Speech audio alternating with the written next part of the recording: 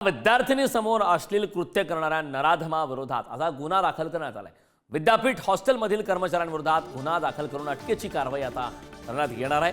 सावित्रीबाई फुले पुणे विद्यापीठातील विद्यार्थिनींसमोर अश्लील कृत्य करण्यात आलं होतं। विद्यापीठ प्रशासनाने तक्रार देऊनही दखल न घेतल्याने विद्यार्थिनींनी हे आंदोलन केलं होतं। संबंधित कर्मचाऱ्यांवर विद्यापीठ कायद्यानुसार देखील कारवाई होणार आहे।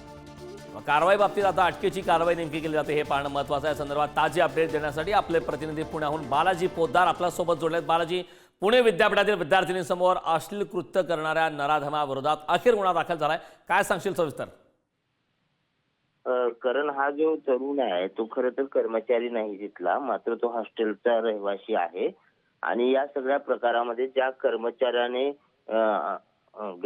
गैर काम केलं असेल किंवा दुर्लक्ष केलं असेल या सगळ्या प्रकाराकडे, त्यांच्यावर कारवाई करण्याचं विद्यापीठाने सांगितलेलं आहे। मात्र 25 तारखेला रात्री हा सगळा प्रकार 3 मुली हॉस्टेलवर जेवायला जाताना झालेला होता आणि त्यामुळे कुलसचिवांकडे कुलगुरूकडे सगळी ही तक्रार दिली होती। मात्र कारवाई होत नसल्याने काल विद्यार्थ्यांनी आंदोलनाचा पवित्रा घेतला।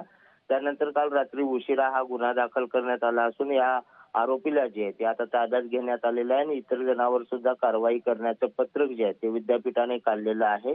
त्यामुळे आता यापुढे विद्यापीठ आणखी काय कारवाई करतं असे प्रकार टाळण्यासाठी ते पाहणं महत्त्वाचं आहे, कारण सातत्याने पुणे विद्यापीठात असे प्रकार होताना पाहायला मिळतात।